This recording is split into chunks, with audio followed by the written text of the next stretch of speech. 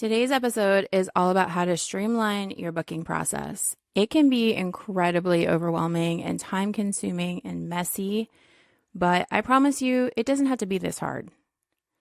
This episode is not necessarily just for tattoo artists, so if you're any kind of service provider, keep listening because this can apply to you as well. If you're overwhelmed, if you're drowning in messages, if you have more requests than you feel like you can handle, and people are falling through the cracks, and you feel like you're spending more time messaging back and forth than doing the actual service that you provide, you can't keep up. You wish that you could just focus on what you do and not deal with the booking part of things. And I like to tell people to at least be 3 months booked, like 3 months solid booked before you try to implement this type of process. If you're not to this point yet, if you're not this person yet, you should listen either way because you're going to know when you are to this point and you're going to recognize that you're there and you're going to have a plan in mind to kind of avoid the messy, overwhelmed part of this type of process when I got to that point and before it got messy. But I did not, and that's why I'm sharing this with you. So hopefully you guys can just skip that part of it and get right to the easy part. So back before I started using this process, I used to just keep my books open all the time, which meant I was getting messages all the time. During the day, in the middle of the night, I'm at the grocery store, I'm trying to hang out with my family, I'm getting messages, and I'm trying to respond to them, and I would respond to somebody on Monday, and then maybe I'd hear back by Wednesday, and then I wouldn't get the message right away, and I would respond back on Friday, and then they would respond back on the following Monday. And it was just like such a long, drawn out process. If they even made it through to the point where we actually pick a day and book them, I was lucky. So people were constantly falling through the cracks. I was double booking myself all the time. I would give really short, quick answers because I was busy doing other things. And that comes across as rude. And I'm sure that I lost countless clients because of that. I would forget to get deposits, and that would end up in people no-showing me because they think that they didn't have the appointment because they never actually sent the deposit. There's no real solid communication. So it was a mess, and it was also letting in the wrong people. So if you haven't figured this out by now, the busier you are, the more requests you get, the more obstacles you want to put in front of people, the more hoops you want them to jump through, because it starts to funnel out the people who aren't serious, and it starts to kind of whittle it down to your ideal clients. The less busy you are, the less obstacles you want to have in front of them. So if you're looking to book more people and you have a really lengthy booking process, you probably want to take some of those steps out just to make it more accessible to more people. So what made me change over to this process, besides all of the above? COVID, honestly. So before COVID, I was booked out about 9 months, and I had to then reschedule 9 months of appointments. So we were shut down for 3 months straight, and not knowing when we were going to come back to work. And when I finally got the word that I could go back to work, then it was like, okay, let me reschedule everyone. And everyone meant I was messaging around, 200 plus people and trying to find them new dates that worked for them. It was an absolute nightmare. So I never wanted to do that again. So the biggest change that I made was only booking 3 months and stopping. I booked everyone that already had an appointment. I rebooked all of them. And then I closed my books and I wasn't taking any more appointments. And once I got down to the point where I only had 3 months scheduled, I let everyone know I'm going to start booking again soon. And I'm only booking 3 months. And then I'm stopping. So I'm only going to be able to take this many appointments for this many days for these specific months. And that's it. So I would schedule a booking day when I've seen a lot of people do their books open and they just kind of leave it open for a week at a time, 2 weeks at a time, and just collect all of these requests. But I didn't want to fuck with that because it felt like the same thing I was doing before that I wanted to avoid. So instead, I was just like, I'm going to do one day. I'm going to do from this time to this time, I'm collecting requests, and then that's it. And then I'm not taking any more. I'm going to deal with those, schedule those people, and that's it. And if you miss the day, you miss the day. Sorry, like, try again next time. So some bonuses that I didn't even know or think about when I started this was that this type of booking creates scarcity, which makes people want it more because it's like a mad rush to put their request in. So they know, like, I have to put it in this date or I'm not going to get in for these 3 months. And I think when your books are always open, they're just like, I'm going to get to it later. There's no real rush. There's no real sense of urgency for them to put that request in. And it's always kind of on the back burner, like, I'll get to it, I'll do it later. And it really forces people to make a move. It makes an exciting event for them also. So people will get excited to count down to the day. This one year, we actually did our booking day on New Year's Day. And back then we would do like midnight to midnight. So literal like New Year's Day, like midnight, people were counting down, not to New Year's Day, but to our booking day, which was really funny. And people were really excited about it. But the problem with that one was people were drunk and putting in their requests drunk, and we didn't get the best. Like, people would forget that they put requests in, and it wouldn't make sense. Like, their description was making no sense because they're fucking texting drunk. So it wasn't the best idea. We don't do that anymore, but it was also a pain in the ass because we had to like turn the website on and off at midnight, which meant we had to be awake at midnight. So I don't do that anymore. So now I do 8 a.m. to 6 p.m. It's like a normal work day. I can turn it on, turn it off when I'm awake, and it works for most people. I also do it on a Sunday so that more people are off work and I'm not doing it while I'm trying to tattoo. I'm not, I'll get into that later, but so I kind of changed the way that I do it, but it does create this excitement around the day. And it creates this exclusivity where more people are willing to jump through the hoops to get the appointment because they've been waiting for your books to open and they're excited about it and they know this is the only way that they're going to get an appointment. So they have to put in the work and they have to do all of these things or they're not going to get in. And it kind of weeds out the people who aren't a good fit because the people that are just wanting that quick tattoo and that impulse tattoo, they're not going to jump through all of these hoops. They're not going to do all of these things. They're just going to go where it's easy and fast. And it allows people time to get to know you before they submit their idea. And it allows you to curate your future schedule with tattoos that you want to do by letting your clients know and letting your followers online know what you like to do, what you don't like to do. You can do flash drops. You can do a wish list.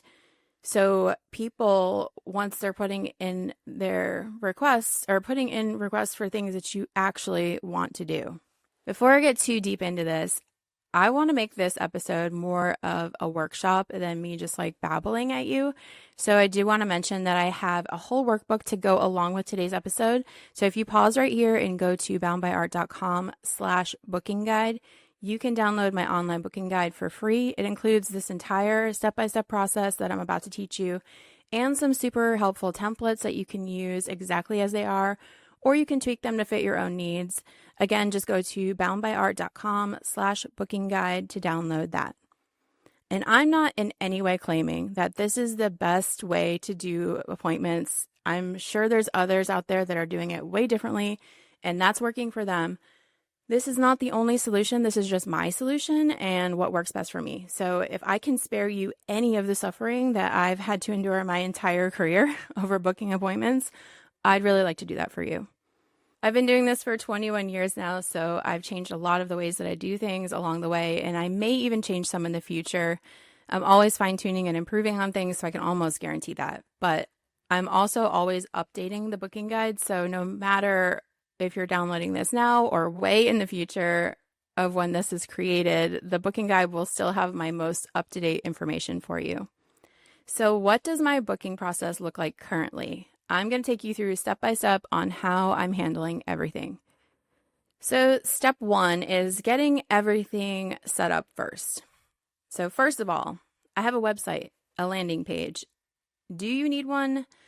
No, technically you can skip this step if you really don't want to have one, but is it a good idea to have one? Yes. It makes you look like a legitimate business. Have you ever looked up a business and the only thing that you can find on them is like a Facebook page or their Instagram? That kind of makes you feel a little hesitant to give them your money, right? I know for me personally, I always kind of question, are they an actual business? Like, what is this that I'm looking at? If you're about to make your future clients jump through all these hoops, they're going to want to know that it's for someone who's willing to do the same amount of work and spend the same amount of time on them and their business, and that they are actually a legit, trustworthy business. I have a million other reasons why I'm an advocate for having your own website, but I'm going to just try to stay on track here, and maybe we can talk about that another day. If you don't have one and you want to build one, there are several platforms out there where you can just get it set up and create the website for really cheap and really easy just by using their templates. And you could do this all in one day. I personally use GoDaddy, and it's super user friendly. And if you're not a tech genius, it doesn't matter. It's so simple, you guys. Some other things that you can do is maybe just have a link tree, or you can use your Instagram and Facebook and put a link to your booking form on there. But at the very least, you need somewhere that you can put your link so that people can find it when your booking day comes around. The next thing that you're going to want to do is create your request form. This is where you're going to gather all the information that you need from your potential clients. And if you have a website, you can just use the website's contact form already included with most of these platforms. Although they're not super customizable, you can change the different questions and things, but you can't really change how it looks. Or I've had trouble in the past with image uploads on these. They may have improved since then, but you can also use a third-party platform, which is what I do. So I use Jotform, but you can use other platforms like Typeform, SurveyMonkey. There's honestly a ton of them, and I'm sure they all do similar things, but I personally use Jotform, and it's all I've ever tried, and I'm happy with it. So if it's not broken, why fix it, right? So besides being able to easily see all of my submissions and just make it like super fucking cute, I like the third-party platform because it makes it easy for me to just turn it on and off without having to change my entire website if I don't want to. We're going to get into that in a little bit. Lastly, for this step, you want to link your form. So once you set up your request form, whether by a third-party platform or through your website, you can link it directly to a printer, which is by far the best fucking part of all of this for me. I have my forms sent directly to my printer's email, which is a fancy thing that Epson printers do. I don't know. There must be a way to do this with other brand of printers. I've actually never used another brand, so I don't know. But your printer, you can create an email for your printer, so you can set it up so that your forms go directly to that email, and it will just print right out on your printer. It's awesome. So whenever a new submission comes in, it automatically prints out. And I do this for a few reasons. For one, I'm a very visual person, as I'm sure most of you are if you're artists, and I like to physically look at things and be able to sort through them. But I also like to physically write little notes on each one of the submissions to help keep myself organized. Again, this is just what works for me. Some people hate having all the papers and it stresses them out, but either way, make sure you're also having them sent to a secondary email in case the printer gets jammed or it gets lost somewhere in the ether or just doesn't print out. You want to have that backup secondary email. And if you're just sending them to your email address, you may want to consider setting up a brand new email address that's only used for this purpose so that it doesn't get mixed up with a bunch of other, bullshit. Step number 2 is going to be making your process known. You can't expect everyone to just automatically know what the fuck you're doing and how to book with you. You have to train them first. And the way that you're going to do this is by explaining yourself, explaining your process. If you skip this step, you are at risk of losing your fucking mind. So do yourself a favor and spend the time on this one. It really cuts down on the amount of questions that you're going to get. You're going to need to post all of this info in detail about how booking with you is going to go.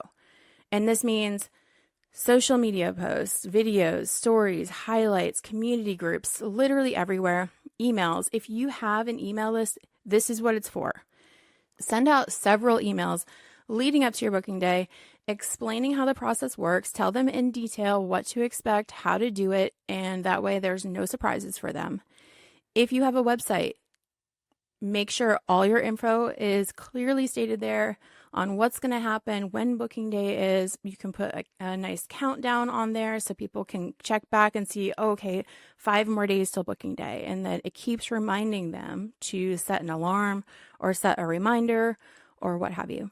When your booking day comes around, on your actual booking day, you want to make it known. Publish your updated website with the live booking link, and enable your booking form, send out your emails, post your link everywhere, host to social media. Again, be annoying, be in their faces. You only feel like you're annoying. The truth is that most of your followers are probably not even seeing this the first time, so you have to be repetitive. And I'm willing to bet that you'll do this and you'll feel like you're being obnoxious, and you'll still get someone messaging you saying, damn, I missed your booking day. It never fucking fails. It's like, how did you miss it? Because I have literally been posting about this for 6 weeks, and today alone I posted 4 times about it, and it never fails. There's always somebody who misses it, and you have to just keep posting about it if you want to get all of the requests that you're going to get. It's frustrating, I know, but this is why we tell them way ahead what the date is and remind them often leading up to it.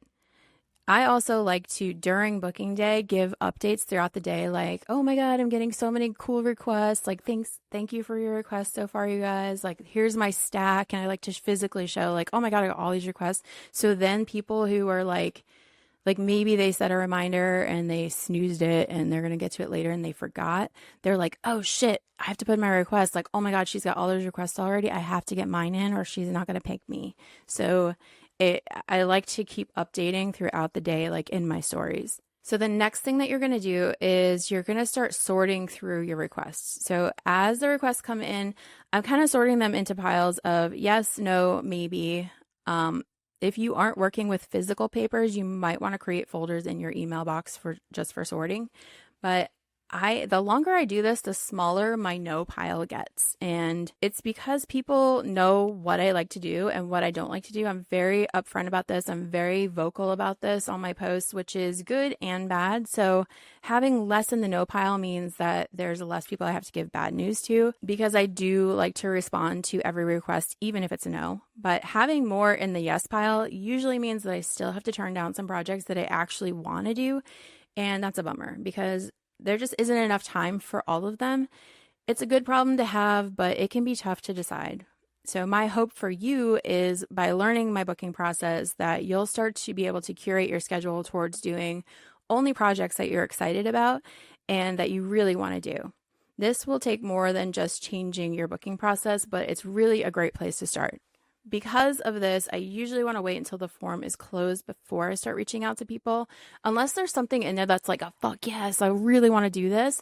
Then I'm going to schedule those people immediately. Otherwise, I'm waiting until all the requests are in, my form is closed, and I can go through everything and really prioritize my favorite ideas. In the past, I've been like overly excited to like book the cool ideas, and then I get to the end and there's a really, really cool idea and their availability sucks, and I've already booked the only days that they're available, and I've really fucked myself on that one. So now I try to just like calm down, be patient, and just wait, which is hard, but I'll wait till the form is closed before I even start reaching out to people.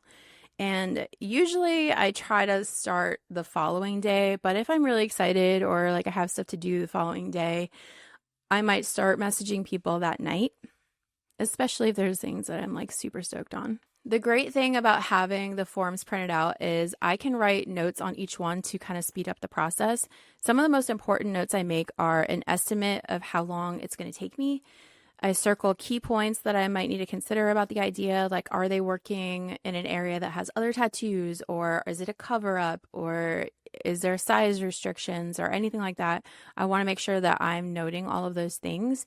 And then I'm writing what their preferred days are. These notes help to streamline the process and make everything go super smoothly when I sit down to actually contact everybody. So step 3 is the actual scheduling. Before you even get into contacting and scheduling people, you want to get set up for super quick and easy messaging. I personally prefer to just text people. Some people like email. That's my absolute nightmare, but you do you. If I notice that if I'm texting people that they are responding way faster than email. So I just get it knocked out with text message. I don't care if people have my phone number because I can literally not answer them if I don't want to. No one has ever I won't say never. Okay. Most people are not abusing my phone number and texting me. And if they do, if they're texting me inappropriately or it's not, I'm trying to enjoy my day off or I'm with my family or something, I just fucking ignore it because this is my personal phone and they should know better. And they're not going to get offended if I'm like 3 days later, like, hey, sorry, you messaged me on my day off. What's up? But I do also, I do like for people to have my number so that if there is an emergency or there is something wrong, they can message me and I can respond right away. Anyway, back to getting set up. Another option, if you don't want to have people texting your actual phone number, is Google Voice, which you can text through. So it's just through the Google Suite. You can have your own phone number for that, and you have a record of the text messages back and forth. I think there is an app, or you can do it through your phone if you wanted. I think you can also have it forwarded to your phone, so they don't have your actual phone number, but you're still getting the messages to your phone. But either way, whichever way you choose to do this with, it's email or text or whatever, get set up with basic shortcuts and templates. So you can do this through your phone. I have iPhone personally, so if you go into your settings in iPhone, into your keyboard, you can create little shortcuts where you're just typing like a couple letters and it will like spit out a whole paragraph. So every single step of this process, I have a template or like a shortcut in my phone. So I'm saying the same things to everyone every time I text them. And this actually started back in COVID when I was messaging those 200 plus people because I was like, oh my God, I'm saying the same fucking thing over and over again. And I was like copy pasting, changing their name. And it was like, why am I doing all of this work when I could just save this? And I think back then I didn't realize that you could do this shortcut thing in your phone, but I actually saved them in notes. So if you have Android and that's not like a thing that Android does, I literally have no idea what Android does. You should get an iPhone, but so you could probably save it in your notes app or something and just copy paste like that. But if you have the shortcuts, it's super easy. And you can do the same thing with email templates. You can just have your little sections of your conversation all printed out and easy for you to copy paste. And now that I have all of these shortcuts documented, I have now created a system, and it's something that if I wanted to in the future, I could pass off to someone else to do for me. And at the time of this recording, I still do all of my own bookings because I just like to. I kind of want to have those conversations with my clients myself. But I have in the past had my assistant book appointments for me, which she did completely flawlessly. I went through and picked all the tattoos that I wanted to do. I wrote my notes on there, how long of an appointment they would need for it. And, if I needed more information from them, I noted that, whatever notes I needed to put on there so that she could do the same thing that I'm doing. So if you have it all documented, you have your whole process and your whole system, like saved in documents and shortcuts and templates, it's so easy to just hand this off to somebody else. And I know a lot of people hold on to that, like no one could do this the way that I do it. And it's just not true, you guys. It really isn't. If you can train them properly, literally anyone could do it. I mean, within reason, it has to be the right person, and you would go through your whole hiring process, finding the right person. But I'm saying it's possible. It's not something that you have to do forever if you don't want to. So I had my assistant do it in the past, and I really kind of just felt disconnected from my clients because of it. So I went back to just doing it myself. But if I ever got to the point in the future where I'm valuing that time over that need to feel this connection, that's always going to be an option for me because I know she can handle it, and she did it well and had no issues with it. She did not double book one person. Not one person felt like they weren't responded to, and I think she handled it fantastically. And now that I'm saying all this out loud, I'm like, why am I doing this myself? Anyway, but But this is great for a few reasons to have all of these templates. For one, consistency. So whether I'm the one who's reaching out to schedule or if it's my assistant, I know that my clients are getting the same exact experience when booking because I've created these templates and scripts that I'm using every time. Number two, I know that there are no steps being missed and all of the important information that I need to convey is being shared every single time. So I'm letting them know what my booking policies are. I'm letting them know what to expect of me, when I'm going to reach out to get more information about their tattoo, when I'm going to be drawing, when they get to see their design. All of that I go over in my templates, in my scripts. Number three, their expectations are set. They know all the rules, and all of this only takes a few minutes to set up and even less time to send to the client once they're done. And it's all handled and nothing is skipped. Nothing is going to be missed. I know for sure everything was done the right way. If you're sitting there, every single person that you're texting, you're thinking like you're trying to pull from thin air what you're supposed to say and trying to remember all of the things that you need to cover, you're going to inevitably miss something. So the next step in scheduling is going to be organization. And I know that you artists out there hate this word and it's scary, but when I sit down to schedule people, I'm messaging everyone all at once, which sounds nuts, right? And this can easily turn into a huge fucking mess. And I've just learned over time that if you're not organized, you're going to make a mess of things. So scheduling this amount of people definitely requires focus and a solid organization system. So how do I do this? Again, you can find your own way, whatever suits you best, but the idea and the steps are going to stay pretty much the same if you don't want to fuck this up. So if you're not paying attention, if you're multitasking, come back to me, listen to this part. This part is so important. If you want to get it all done in mostly one day without mistakes, this is how you do it.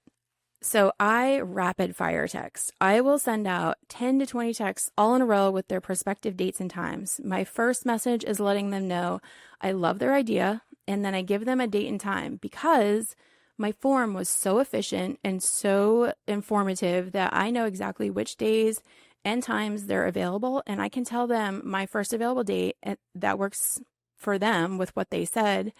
And 9 out of 10 times it works for them and there's no back and forth finding a date. So I'm saying, hey, I would love to do this idea. I always use their name too. So there's I put like a space in there in my template where it's like, hey, asterisk, and I erase whatever it says and put their name in. So hey, Renee, I love your idea. I'd love to do that for you. My first available date that works with your schedule is this day, this time. Does that work for you? That's all I'm saying. I'm assigning them a date. 9 times out of 10, they don't have a problem with it. It works for their schedule. Every once in a while, someone will be like, that one doesn't work. And I'll find the second choice is usually the one. Before I hit send on this text message, I am writing on their form the date that I gave them. I'm also putting their appointment in my schedule before I hit send because if I don't do this, I will inevitably forget and try to offer this date to someone else, which is why this is so important. The whole point is to not double book people, right? So how do I know who accepted and who didn't if I'm putting everyone in my schedule? I'm a fucking nerd and I color code everything. So it's literally the only way. I have a specific color for each step of my process so that I can look at my schedule and see the exact status of every single client's appointment. So offered, accepted, deposit received, booking agreement, signed, confirmed. So I can look at a glance at my week ahead and see what's going on, what stage we're at. So hopefully your calendar allows for this type of thing, but if not, check out the program that I use. It's called Mana Scheduler. I think that's how you say it. Mana, I don't know, MANA Scheduler. That's what I've used for the past 8 years, and it's made by tattoo artists for tattoo artists, and they're super responsive. Literally anytime I've ever had an idea on how to make it better, they immediately respond, and I've even seen them put my ideas to work in the same week, which is so cool. Like, what companies out there are listening to your feedback and actually making changes that work better for you and for their program? Like, that's unheard of. But that's the great thing about smaller companies like this. But like I said, I've been with them for 8 years and they're not going anywhere and they are super responsive. And I love this program. And you can color code all of your appointments. So I'm able to go back through and see who hasn't accepted the date and who hasn't set a deposit, and it keeps me moving through the request. I don't wait for a response before I move on to texting the next person either. So it's also kind of like training them to respond immediately, or they're not going to get their preferred dates. So I usually give about 24 hours, which I hate waiting around 24 hours because that's a long time to hold up a spot when I'm trying to just like get it all done in a day.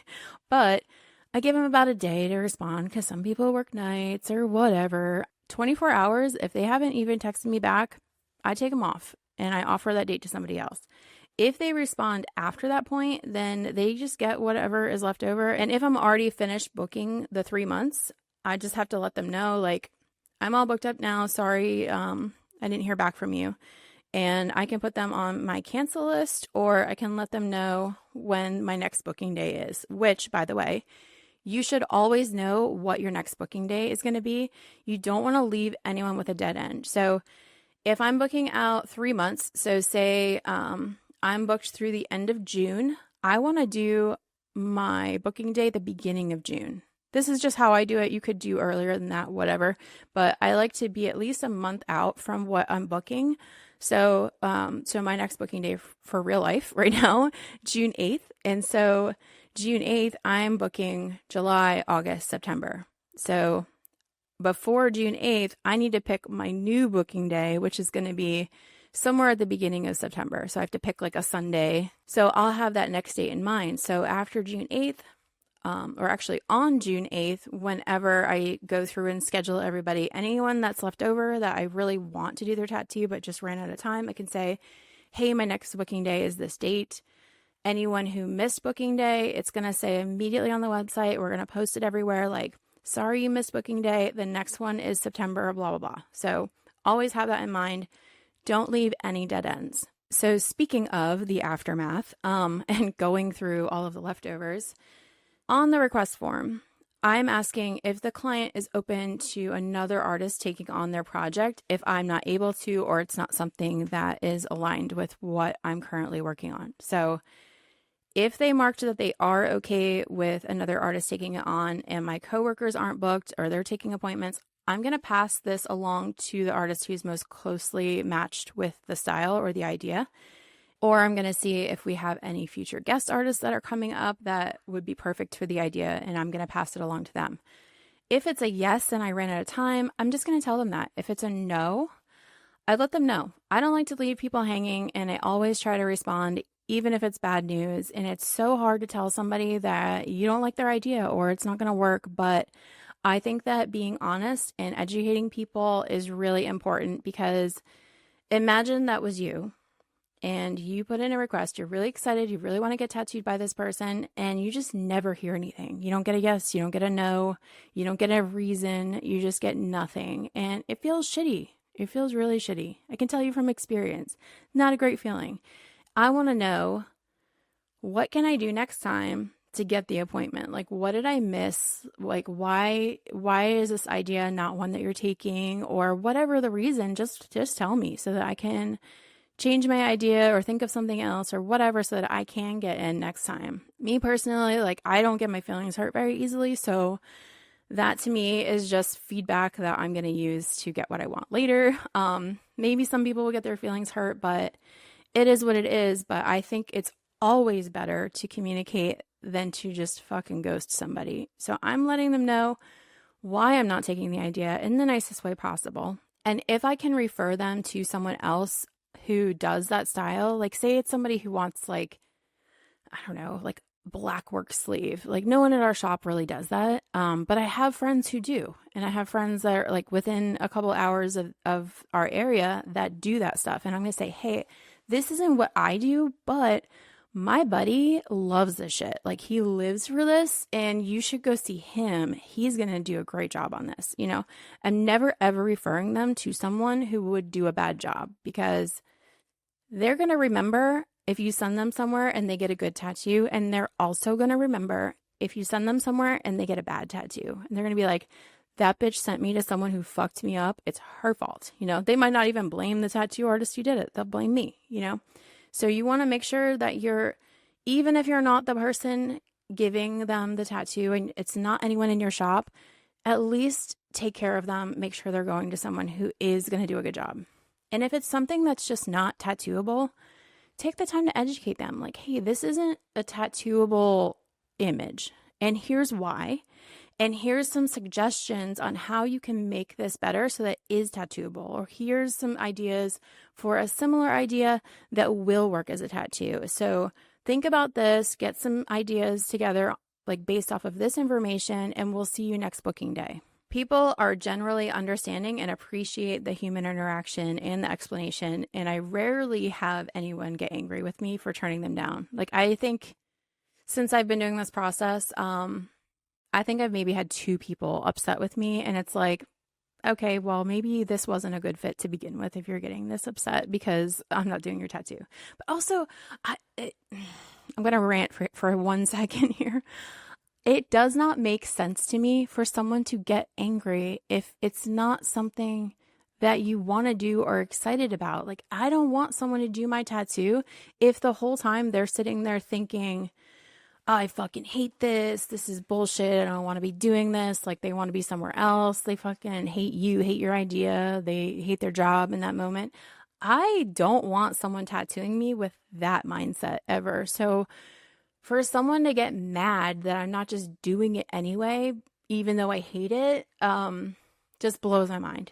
Anyway, every booking day gets a little bit better in a multitude of ways. So the buildup and excitement, because now I've trained my clients to know and understand my process. So it's easier and easier for them every time.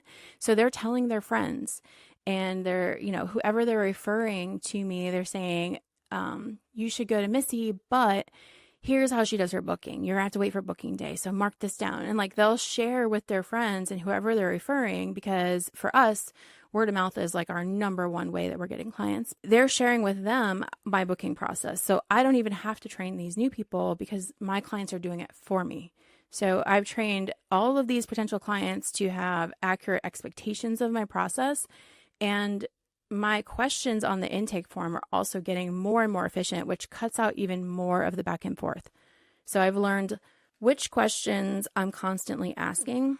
And, some of the questions on there are not for everyone, and they're not necessary for everyone, but I put them on there just in case, because I'd rather have too much information than not enough. And I've even like gotten it down to the point where it's like, okay, give me a description of your tattoo. Just give me the details. I don't need the backstory, because if you tell me all of that now, what are we going to talk about during your appointment? I'm trying to cut down on the fucking entire life story, book to read, because if I'm getting like over 100 requests on this day, I am not going to want to read something that is like 3 pages long of them explaining why they're getting this tattoo, what it means to them. Like, I appreciate the stories and I appreciate all of that, but the request form is not the time for that. I just need to know basic details. Like, it's a dog portrait with some flowers, a toy, whatever. I don't need to know like how your whole life history. So those are things that I've just added to my form over the years to make it more efficient for me and to work better for me on how I like to book things. And then this efficiency allows me to put more time and effort into making the interactions with these people more meaningful and intentional to give them a good overall experience. At the end of the day, I want people to say that the process was easy and the tattoo was worth the wait for them. This is what has worked for me over the past 5 years, and I don't think it's for everyone. Like I said, it's not the only way to do things. It's not the best way to do things. It's just how I do things. And I do hope that it helps you in some way. Even if you only take one part away from this to use in your own process, I'll be happy, because it kills me every time I see somebody post like, sorry, I haven't gotten back to emails. I'm going to work on those today, or I'm swamped with emails. Sorry, it's taking me so long to get back to everybody. I'm going to start messaging everybody to book today. I'll work on that a little bit today. And I'm just like, man, you guys, you're hurting yourself, like why take something and spread it out over like weeks and an entire month when you can just knock it out in one day? I don't know. That's just how I like to do things. The back and forth literally makes me insane, and this has been my way of escaping that craziness. So hopefully this helps you. Like I said, go check out my booking guide. If you want a written copy and a step-by-step of how to do all of this, go to boundbyart.com/booking guide. And also check out Mana Scheduler at Mana Scheduler, ManaScheduler. Wow, I feel like I'm in a spelling bee. .com. And check out their program because, like I said, it's awesome. It's made by tattoo artists for tattoo artists, and it's what I've been using for about 8 years now. Good luck, guys, and I'd love to hear your feedback and suggestions and maybe even how you do your booking. So maybe it's something that you do that I could use to improve on my process.